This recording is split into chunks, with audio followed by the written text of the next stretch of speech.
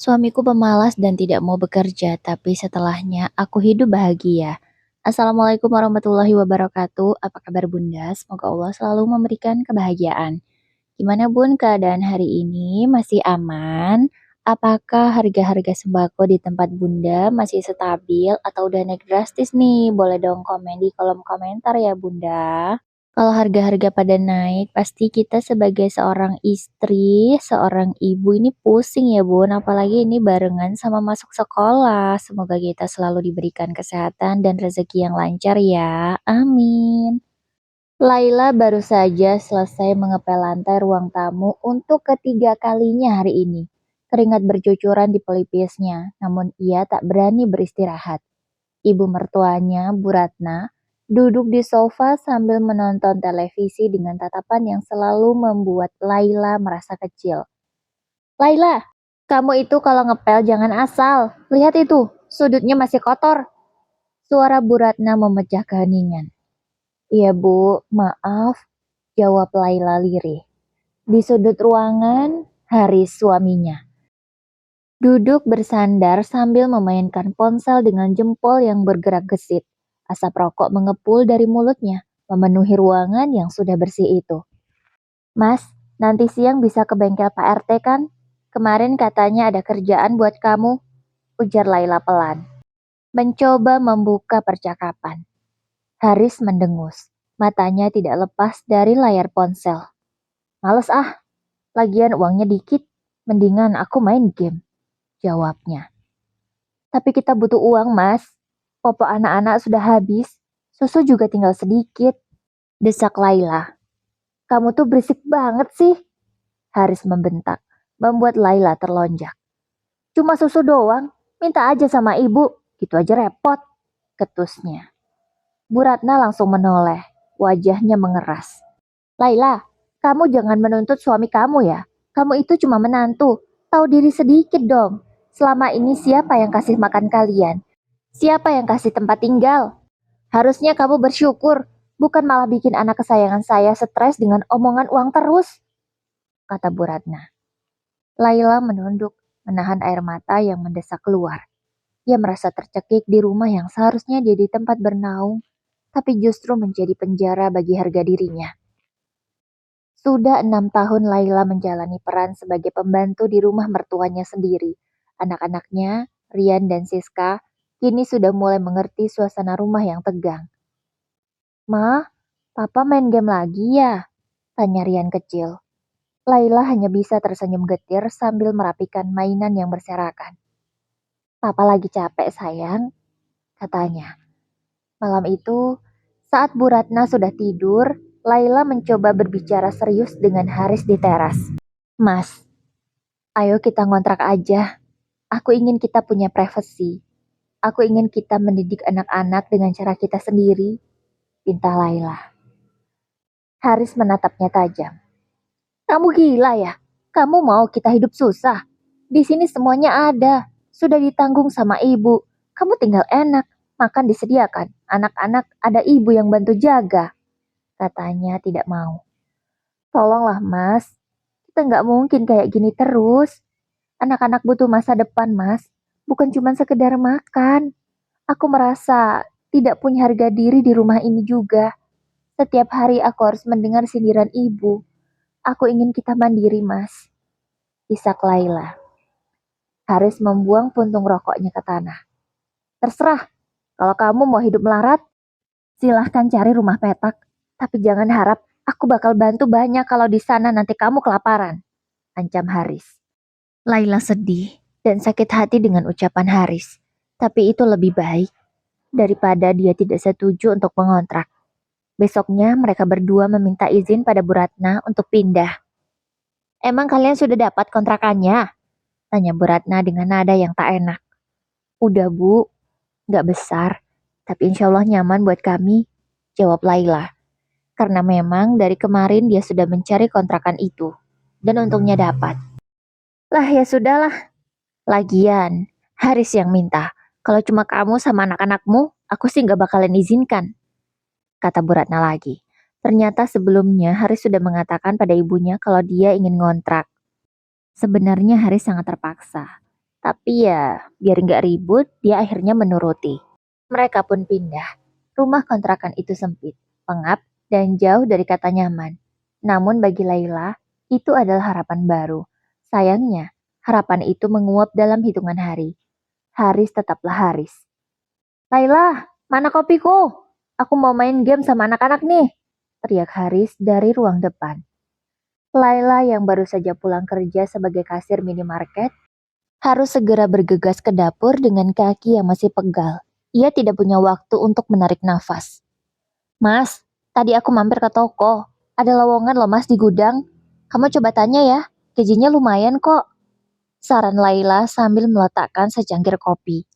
Haris melempar ponselnya ke sofa dengan kasar. Kamu ini ya, baru pulang bukannya layani suami, malah nyuruh-nyuruh kerja. Emang aku ini budak kamu? Bentak Haris. Bukan gitu mas, ini sudah akhir bulan. Uang gajiku habis buat sewa kontrakan sama makan. Kita butuh pemasukan tambahan mas. Ingat, masa depan anak-anak mas. Kata Laila dengan suara bergetar. Cari sendiri saja, kamu kan istri, ya tugas kamu cari uang. Aku ini suami, aku yang atur rumah tangga. Bentak Haris sambil berdiri, mendekati wajah Laila. Dasar istri gak tahu diri. Ini nih akibat kamu minta kita kontrak sendiri. Udah enak tinggal sama ibu. Malah ngajak pindah. Kata Haris terus menyalahkan Laila. Laila terdiam. Ia menatap pria yang dinikahinya 6 tahun lalu itu. Wajahnya yang dulu ia cintai, kini terasa seperti wajah orang asing yang penuh kebencian. Di luar, suara tangis anak-anak terdengar dari arah dapur. Laila berlari kecil, menemukan Siska sedang memegang pisau dapur yang untungnya tumpul. Sementara Rian sudah duduk di lantai dengan kaki berdarah karena jatuh dari kursi. Haris, pria itu tetap saja di depan TV, seolah tidak melihat atau mendengar apa yang terjadi. Cepatlah urus anak-anakmu itu, berisik banget tahu nggak? Teriaknya. Laila menutup matanya rapat-rapat. Saat itulah, sesuatu di dalam hatinya memutuskan untuk mati.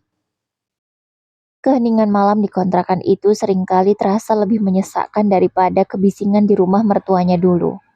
Laila baru saja membersihkan luka di kaki Rian yang bengkak karena terjatuh dari kursi plastik yang patah.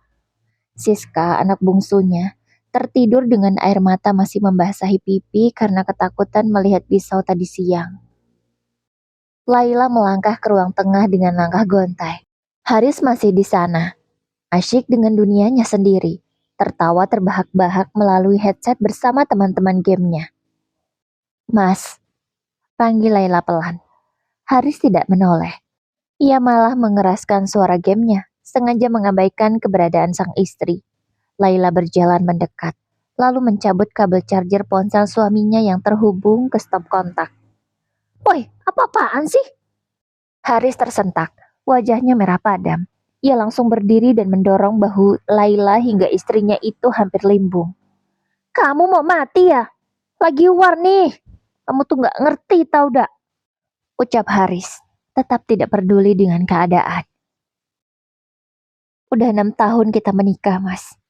Apa kamu gak punya rasa iba sedikit pun melihat anakmu terluka? Laila menatap Haris dengan mata yang mulai berkaca-kaca. Bukan lagi karena sedih, tapi karena sudah muak. Haris tertawa sinis. Ia menyalakan sebatang rokok. Asapnya ia hembuskan tepat ke wajah Laila. Iba, anak jatuh itu kan biasa. Kamu aja yang terlalu lebay. Makanya, kalau jadi ibu itu yang becus, jangan kerja terus sampai anak-anak gak keurus. Ucap Haris. Apa kamu bilang, Mas? Aku kerja karena kamu gak mau kerja, Mas. Makanya aku yang kerja cari uang buat kita. Kalau aku gak kerja, kita mau makan apa? Batu. Teriak Laila. Emosinya akhirnya meledak. Oh, jadi kamu sekarang sudah berani membentak aku ya? Haris mendekat. Tangannya mencengkram dagu Laila dengan kasar. Dengar ya, kamu itu wanita yang beruntung bisa dapat aku. Jangan sok jadi pahlawan karena kamu kerja. Kamu itu cuma alat buat memenuhi keinginanku, tahu nggak? Ucap Haris keterlaluan. Laila menepis tangan Haris dengan sekuat tenaga. Alat? Jadi selama ini aku cuma alat bagi kamu dan ibumu? Tanya Laila sangat emosi. Halah, terserahlah kamu mau mikir apa. Haris kembali duduk dan memakai headsetnya lagi. Yang jelas, besok cari uang yang banyak. Rokokku habis. Aku juga mau beli skin baru di game, katanya tanpa melihat ke arah Laila lagi. Laila berbalik badan, masuk ke kamar anak-anaknya, dan mengunci pintu dari dalam. Ia menangis tanpa suara, menyadari bahwa ia telah membuang 8 tahun hidupnya untuk pria yang bahkan tidak menganggapnya sebagai manusia. Ia pikir setelah pindah ke rumah sendiri, Haris mau berubah, tapi nyatanya ia malah jauh lebih semena-mena. Pagi itu, Laila terbangun dengan kepala berdenyut hebat. Ia melihat dompetnya di atas meja. Hanya tersisa uang 20.000 rupiah, cukup untuk membeli 1 liter beras dan sedikit sayur untuk hari ini. Haris masih mendengkur kencang di sofa. Mulutnya sedikit terbuka dengan sisa bau rokok yang memuakkan. Laila menyiapkan sarapan seadanya sebelum berangkat kerja ke minimarket. Ia harus bergegas agar tidak terlambat. Saat ia sedang memakaikan sepatu Rian, Haris terbangun dengan wajah kusut. Laila, mana uang buat rokok? Tanya Aris tanpa rasa malu. Laila menoleh, suaranya tenang. Jauh lebih tenang dari biasanya. Gak ada mas, uang itu untuk makan anak-anak hari ini. Jawabnya. Apa katamu? Haris bangkit dari sofa dengan kasar. Kamu simpan uangnya buat diri sendiri ya? Dasar istri pelit, tuduhnya. Bukan pelit mas, memang gak ada uangnya. Gajiku udah habis buat bayar kontrakan. Karena kamu gak bantuin aku sama sekali. Ujar Maya agak emosi. Haris yang marah besar langsung melempar gelas kopi yang ada di meja ke arah dinding. Membuat serpihannya berhamburan di dekat kaki Rian. Rian menjerit ketakutan. Kamu mau jadi istri durhaka, ha? Kamu mau menantang saya? Iya. Teriak Haris sambil melangkah maju dengan tangan terangkat, siap memukul. Laila tidak menghindar. Ia berlari tegak, menatap mata suaminya tanpa takut. Pukul aja, mas. Pukul aja. Kalau itu bisa membuatmu merasa jadi laki-laki yang bertanggung jawab. Tapi ingat, kalau kau berani menyentuhku, aku pastikan ini hari terakhir kamu melihat wajahku. Ancamnya. Haris tertegun sejenak. Ia tidak menyangka istrinya akan seberani itu. Namun, keangkuhannya segera menutupi rasa terkejutnya. Halah, paling besok juga kamu balik lagi sambil mohon-mohon maaf sama aku kan? Katanya. Laila tidak menjawab. Ia menggandeng Rian dan Siska, lalu keluar dari rumah kontrakan itu. Di depan pintu, ia berhenti sejenak. Ia sadar, tidak ada lagi ruang untuk cinta yang tersisa.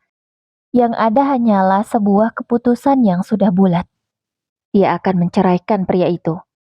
Hari ini, Laila menitipkan anaknya pada salah satu teman. Ia berangkat kerja dengan hati yang putus asa. Ya Allah, berilah aku jalan keluar, batinnya. Sebagai seorang istri yang memiliki suami tidak berguna, Laila harus bisa menguatkan dirinya sendiri. Sepanjang hari di minimarket, pikiran Laila tidak fokus pada angka-angka di mesin kasir. Ia terus memutar ulang kejadian pagi tadi. Serpihan gelas kaca di lantai kontrakan, tatapan ketakutan Rian, dan caci maki Haris yang seolah sudah menjadi musik latar kehidupannya selama 6 tahun ini. Saat jam istirahat, Laila duduk di belakang gudang toko, mengeluarkan ponselnya yang layarnya retak. Ia mengetikkan kata kunci di mesin pencarian. Syarat mengajukan cerai bagi istri. Setiap artikel yang ia baca seolah menampar kesadarannya. Nafkah yang tidak terpenuhi, pengabaian terhadap anak, dan kekerasan verbal, semua ada pada Haris. Laila, kok kamu melamun terus? Tegur Pak Surya, manajer toko. Anak-anak aman kan?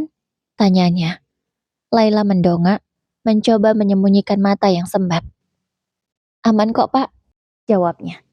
Oh ya sudah, kamu harus tetap fokus kerja ya. Kalau kamu butuh bantuan atau teman bicara, jangan sungkan.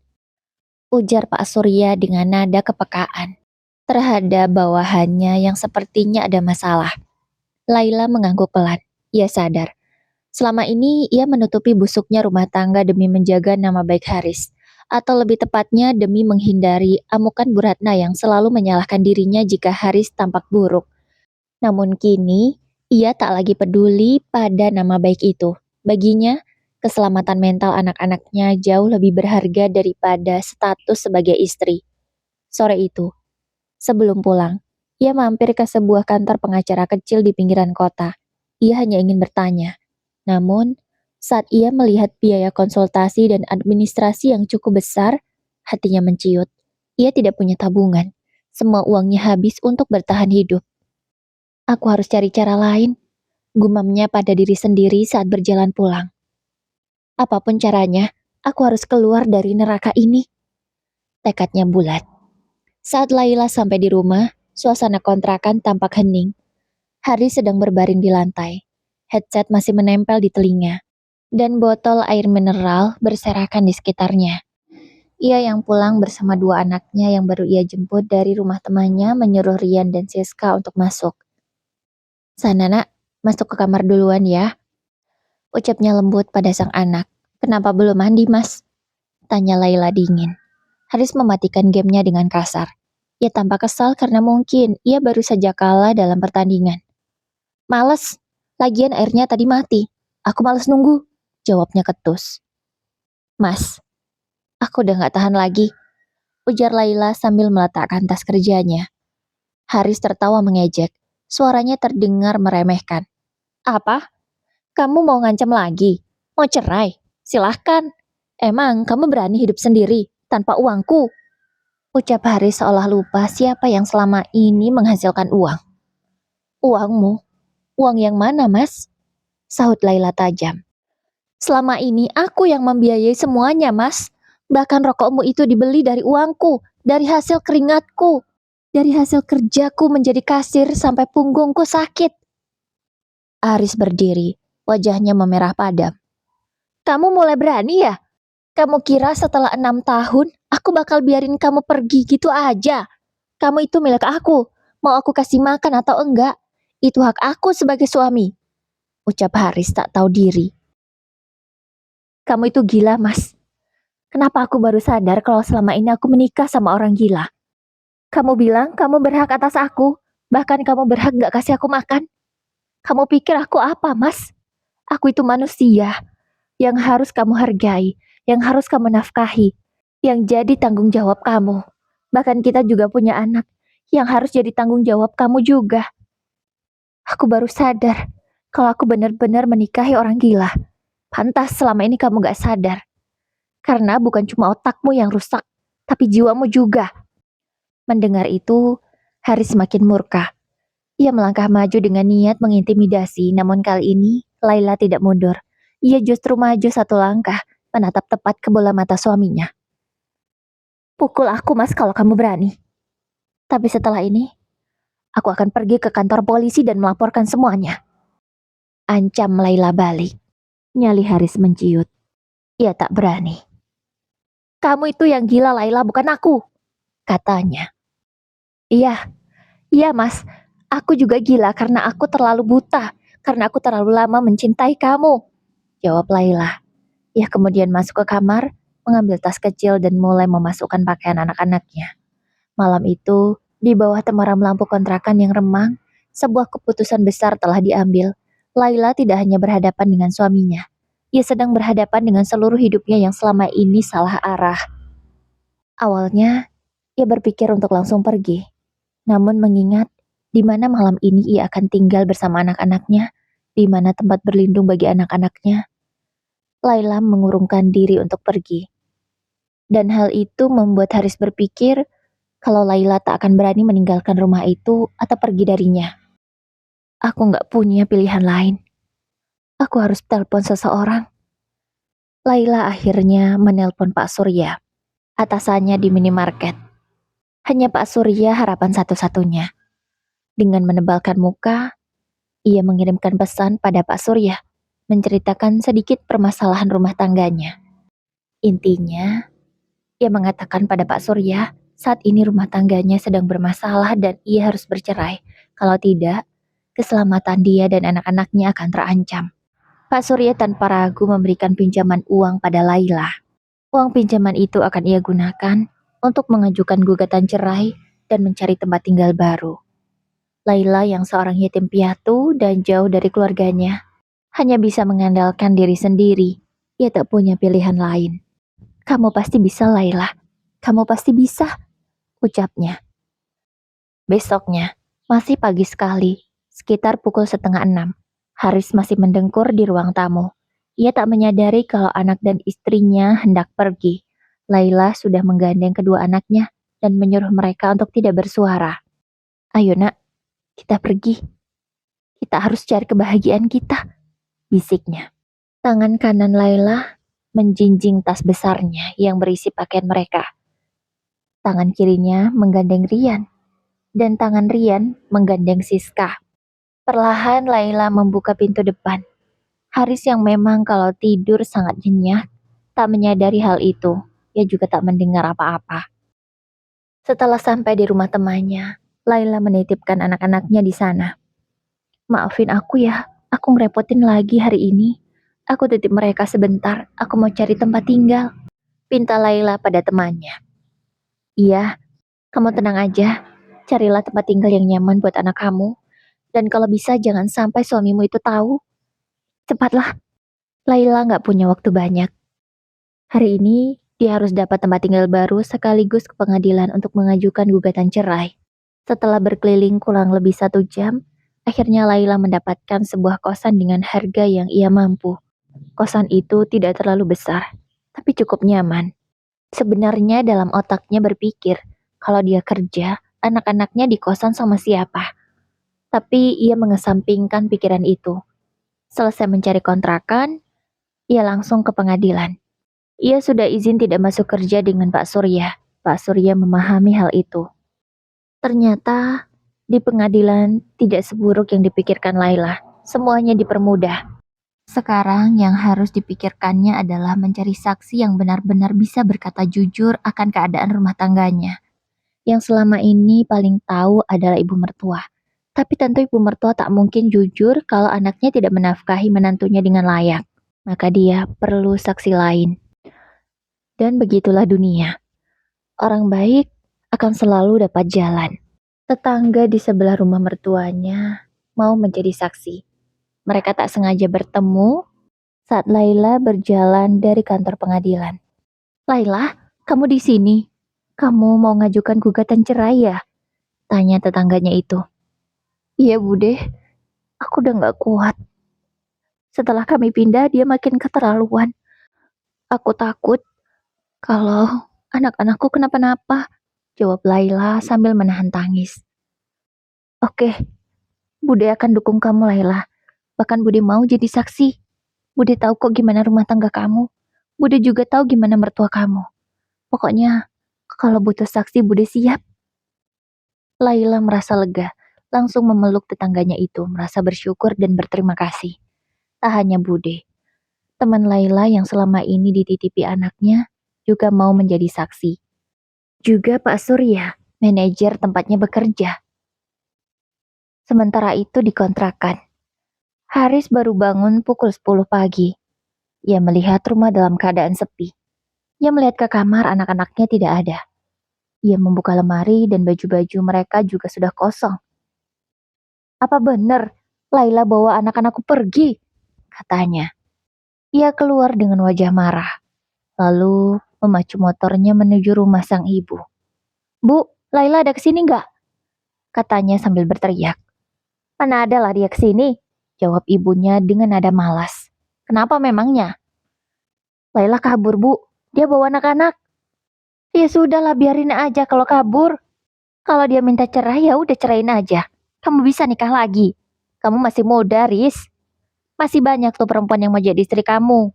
Ucap sang ibu sangat percaya diri. Haris yang memang punya sifat kurang lebih sama seperti ibunya, merasa setuju. Ia langsung mengambil pakaiannya kembali dari kontrakan dan pindah lagi ke rumah ibunya. Sedangkan di kosan baru, Laila dan anak-anaknya merasa nyaman dan tenang. Pertama kalinya mereka tidak mendengarkan teriakan, tidak mendengarkan makian dari ayah dan suami. Sekarang Laila berpikir bagaimana jika dia bekerja, anak-anaknya akan dititipkan dengan siapa. Laila keluar kosan. Ia melihat ke sekeliling. Meskipun kosan itu sederhana, tapi cukup aman. Ada pagar, dan tidak semua orang bebas masuk. Tapi tetap saja, anak umur 4 tahun dan 2 tahun tidak mungkin ditinggal. Kalau harus membayar pengasuh, itu sangat mahal biayanya. Kenapa Mbak? Kok kelihatan bingung? Tiba-tiba salah satu tetangga kosnya keluar dan melihat Laila yang kebingungan. Eh, salam kenal ya Mbak. Saya penghuni baru, kata Laila memperkenalkan diri. Oh, namaku Nisa Mbak. Ada yang bisa dibantu? Kalau mau tanya-tanya boleh, saya udah cukup lama di sini, kata Nisa. Oh, iya, gini. Aku kan punya 2 anak, masih balita. Sedangkan aku harus kerja. Aku bingung mereka mau kutitipkan kemana. Kalau bayar pengasuh aku nggak mampu. Jujur Laila pada Nisa. Oh gitu ya. Kebetulan banget Mbak. Aku juga punya anak. Usianya 3 tahun.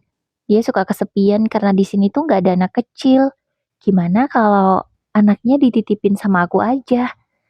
Mbak cukup siapkan aja makanan untuk mereka. Sama jajannya. Nggak usah bayar. Aku seneng kok, yang penting anakku punya teman, ucap Nisa. Beneran? Tapi nggak ngerepotin. Takutnya anak-anakku bikin masalah. Ya namanya balita, kamu tahu sendirilah. Kadang bisa diatur, kadang enggak, kata Laila ragu. Nanti kalau ada masalah, kita omongin sama-sama ya mbak. Aku nggak apa-apa banget kok. Aku ngerti kondisi anak-anak. Untuk sesaat, Laila merasa lega, meskipun ia masih ragu.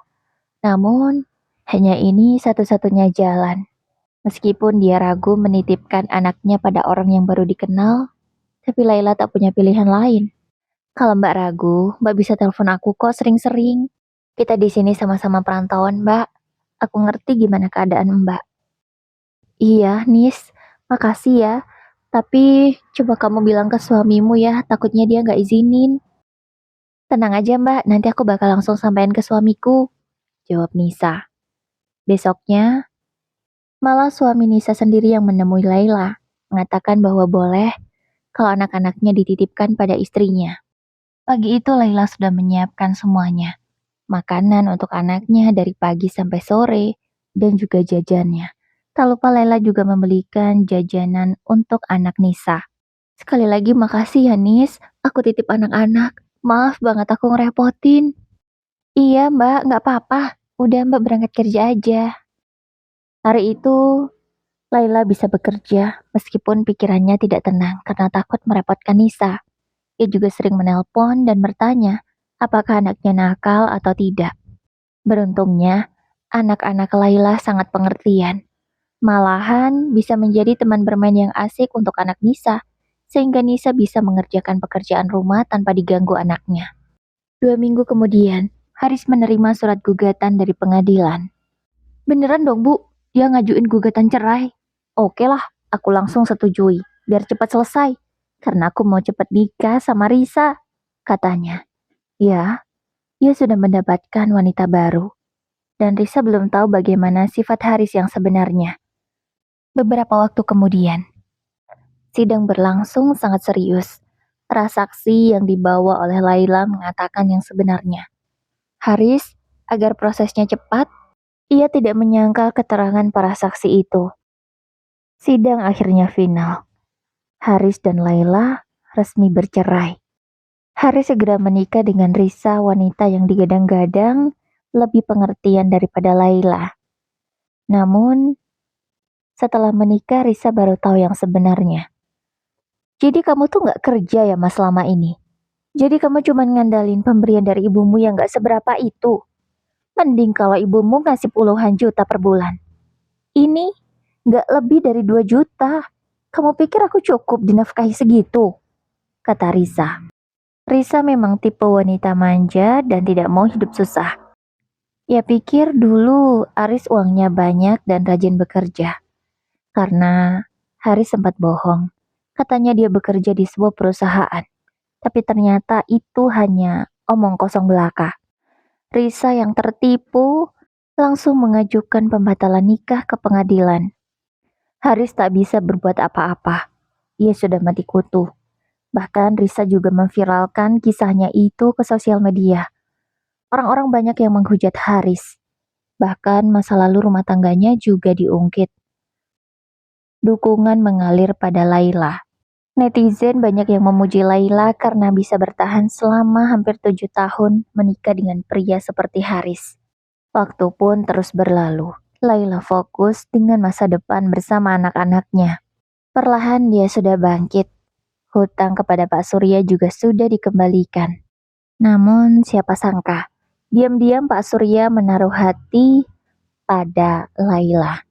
Laila, bawa ini pulang untuk anak-anakmu, ucap Pak Surya memberikan sekantong jajanan. Ini banyak banget, Pak. Apa nggak berlebihan? Tanya Laila merasa tak enak. Gak apa-apa, Laila. Saya suka sama anak-anak. Kasihkan ya, tolong. Laila akhirnya menerima kebaikan Pak Surya.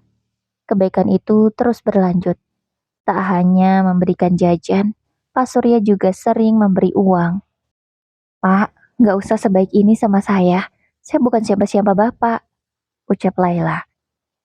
Kalau sebentar lagi kamu jadi siapa-siapa saya gimana? Tanya Pak Surya membuat bingung. Maksudnya gimana, Pak? Tanya Laila. Nanti kamu juga bakal tahu. Ya, sebenarnya Pak Surya sudah menyiapkan rencana akan mengungkapkan perasaannya. Memang, Pak Surya beda 5 tahun usianya dengan Laila. Ia juga masih bujang, belum pernah menikah. Sejak tahu Laila bercerai, ia memberanikan diri untuk mendekati wanita itu. Hingga suatu hari. Laila, maaf. Ada hal yang mau aku omongin, ucapnya setelah toko tutup. Ada apa ya, Pak? Tanya Laila. Jantungnya berdebar, seolah tahu apa yang akan dikatakan oleh Pak Surya. Sebenarnya saya sudah lama suka sama kamu, Laila. Saya juga nggak mau kita jadi fitnah. Gimana kalau kita menikah? Itu pun kalau kamu nggak keberatan, ucap Pak Surya jujur. Laila langsung terpaku. Ia bingung harus menjawab apa. Gimana ya, Pak? Tapi saya punya 2 anak. Apa keluarga Bapak setuju? Tanya Laila. Kalau kamu setuju, aku akan langsung bawa orang tuaku untuk melamar, jawab Pak Surya. Beri saya waktu ya, Pak, jawab Laila. Pak Surya pun sabar menunggu. Hingga sebulan kemudian, akhirnya Laila memberi jawaban. Ia mau menikah dengan Pak Surya. Meskipun rasanya masih takut jika rumah tangga buruknya akan terulang di masa depan. Kamu gak usah takut, Laila. Aku gak kayak mantan suami kamu. Aku janji bakal jagain kamu dan anak-anak. Kamu tolong beri aku kesempatan ya. Singkat cerita, Laila dan Pak Surya pun menikah. Laila pindah ke rumah Pak Surya yang cukup besar. Ia tak tinggal di rumah mertuanya, itu murni rumah Pak Surya. Di sana hanya ada dia, Pak Surya, dan kedua anaknya. Bukan hanya omongan. Pak Surya benar-benar baik kepada anak-anak Laila. Ia bertindak layaknya sebagai ayah yang baik.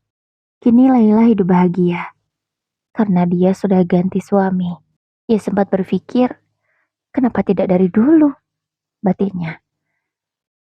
Ia juga tak pernah melupakan kebaikan Nisa, kebaikan temannya, dan kebaikan orang-orang yang selama ini sudah mendukungnya. Sekarang Laila sudah punya hidup yang nyaman. Solusi untuk pernikahan seperti yang dialami Laila adalah ganti suami.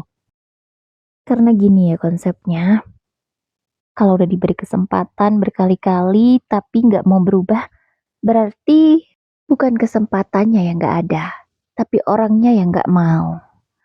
Baiklah Bunda, semoga kisah ini bisa diambil hikmahnya ya. Kira-kira ada nggak sih yang punya pengalaman seperti di cerita ini? Aku rasa pasti ada ya. Baiklah, semoga suka sama ceritanya. Wassalamualaikum warahmatullahi wabarakatuh. Bye-bye Bunda.